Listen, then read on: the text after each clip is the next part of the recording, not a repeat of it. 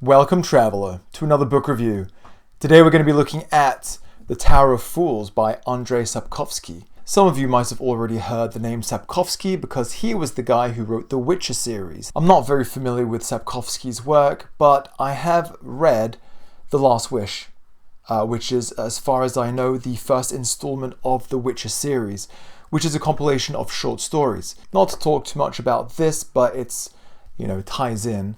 So if you are interested in the Witcher series, I picked this up and found it quite easy to read because it was a collection of short stories. And it jumps around from points of view.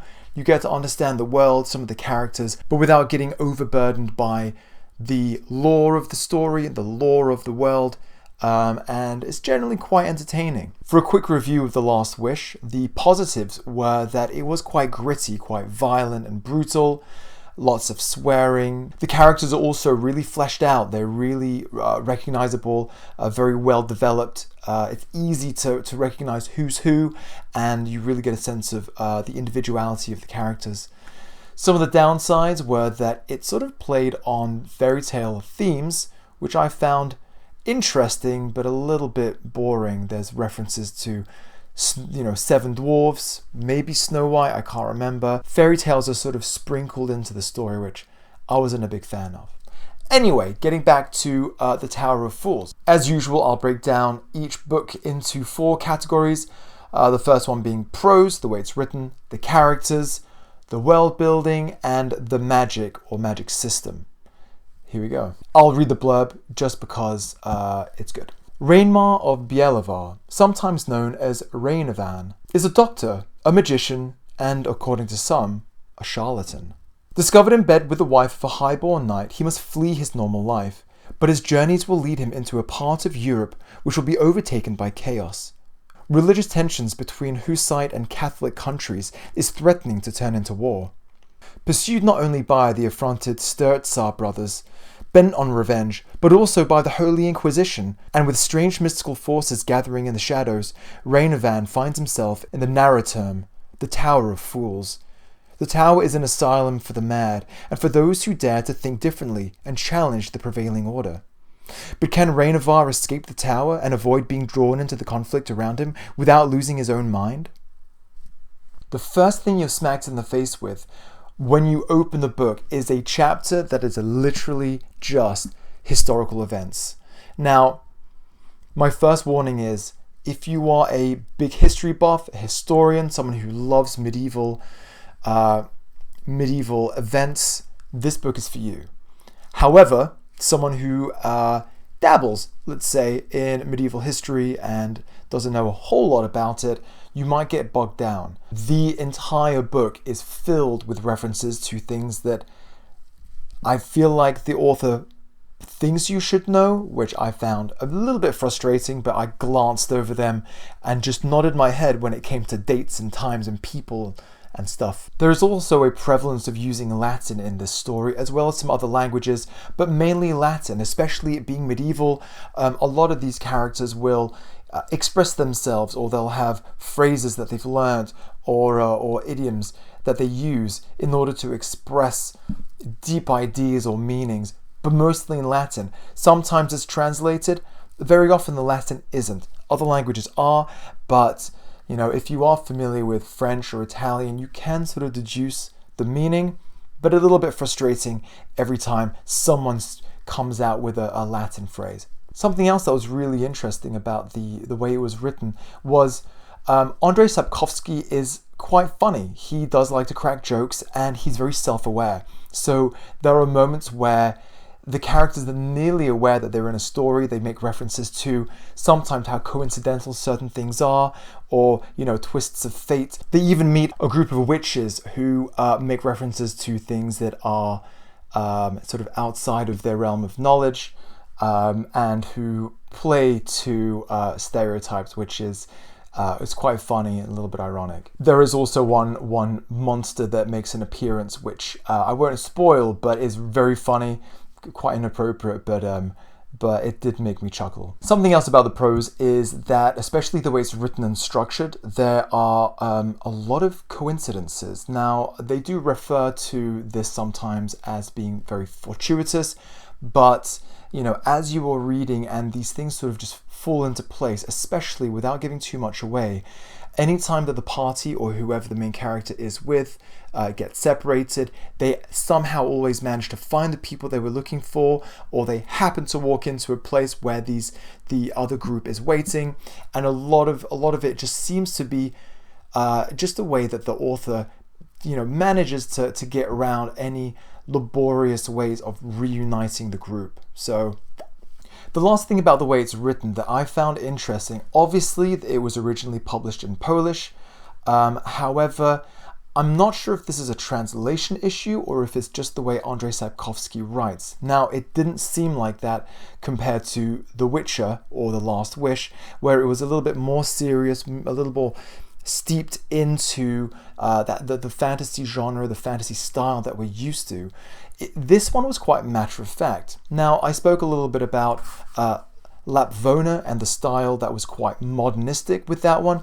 This one seemed a bit different. There were some very, very rare, beautiful descriptions, really interesting ways of perceiving the world, which I found really insightful and really interesting. But it was very straightforward and sometimes a little bit too casual, kind of like a friend talking to you, which took me out of the situation. It's sort of, you know, having someone refer to things like, they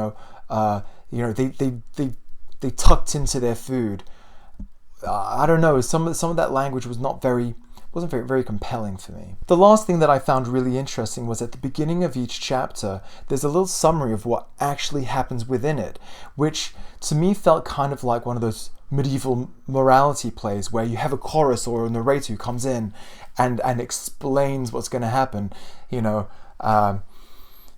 So I think he really harkened back to the medieval times and tried to imbue the whole story in that sort of atmosphere. Moving on to characters. Now, without going too much into the positives or negatives, there were a lot of things that I was really excited about. So some of this might sound like a gripe, but bear with me. The first thing is that there were so many characters in this story, and a lot of them were minor, but they were all named, and they played some sort of role in the overarching story. It was basically impossible to keep up with who was who, what their role was, but they do often reoccur. They return. They play another role later on in the story, and you've got to go, who was that person again? The author does at times remind us. They say, oh, when they met at that tavern, or, you know, when he freed them from the battle, whatever it was. For the most part, if it's a character you really can't remember, the author is already aware. But the fact that they are aware of this already shows that there might be too many characters. The second thing, as you know, I'm pretty bad with names. This is written in Polish. This is about an ancient part of Poland that wasn't quite Poland. And none of the names. I mean, listen, I'm familiar with fantasy. I'm familiar with the difficulties in pronouncing names. The Polish names and the spelling and all the accents and the special characters, impossible to even begin understanding how they are pronounced. So I glanced over them pretty easily. The main character also has two different names. So really, really overburdened with characters and impossible character names. Having said that, the characters are quite interesting. When you do get to know them, he creates enough uniqueness and enough personality for you to know who's talking and to sort of root for some of them too. A lot of people in the story are religious. You see a huge array of different belief systems that clash, a lot of superstition, some elements of witchcraft or wizardry that will come into later.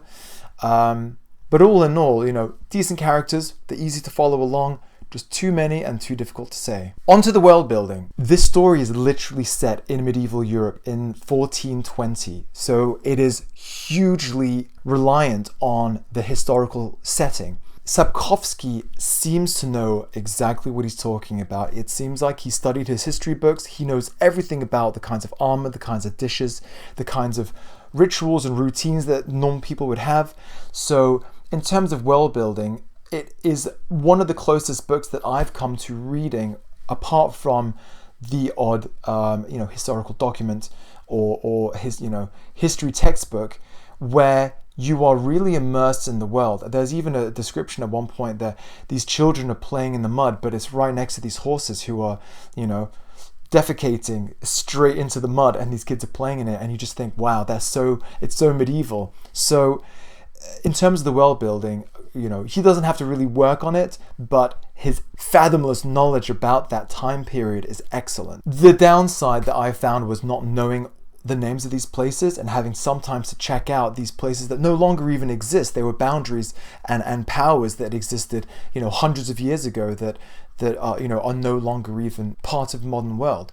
So I found that a little bit difficult to get my head around. But generally, if you don't mind sort of skipping and skimming over those details, then it's a great setting. The last aspect was the magic system. Now, I might have to start changing these subheadings into just more magic, whether there is any or not. But the interesting thing about this book was that it was set in a historical medieval period, but as Andrzej Sapkowski likes to do, he's a fantasy writer, so he added and sprinkled in a touch of medieval superstition, of magic, of witchcraft, of devilry, and there's just enough to keep you interested, and not too much to overburden and sort of dilute the historical, gritty, political issues that are raised. So as I've already mentioned, there are witches, classic medieval witches, who have a convent, usually come in threes. There's another moment where there's a gathering of witches and magical creatures.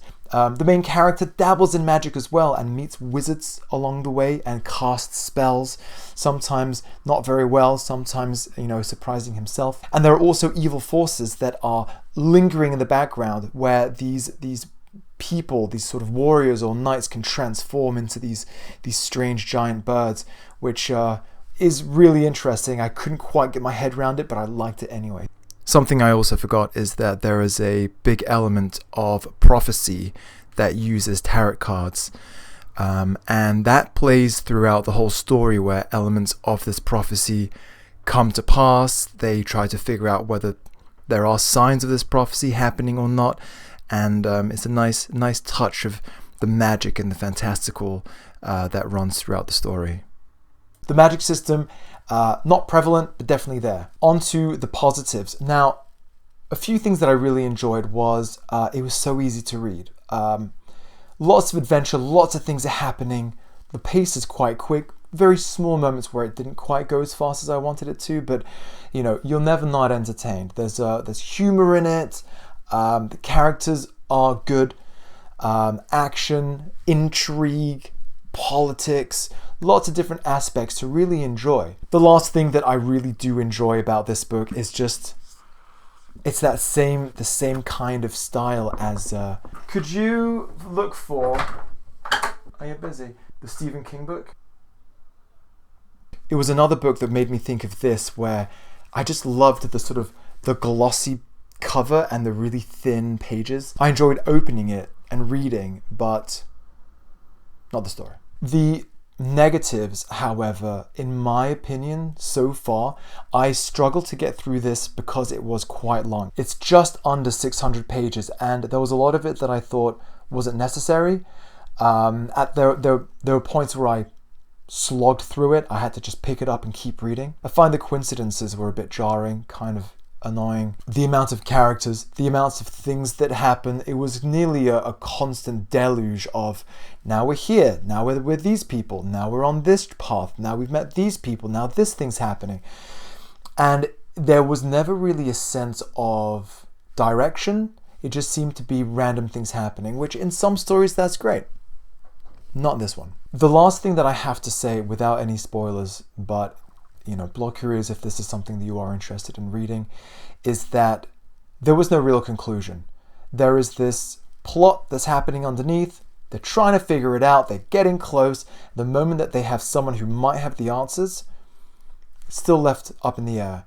And it really sets it up for, if you want to know more, read part 2, which I hate. Overall, I would have to give this book a 3, potentially even a 2.5, just because there's a lot of things that I didn't like. But I'm going to be generous and give it a 3 out of 5. Because I did enjoy it, but it just took too long and that I wasn't satisfied enough. Thank you again. Leave a comment, maybe talk about some of the other books you've read by Andrzej Sapkowski, whether you've continued this series. But until then, safe travels.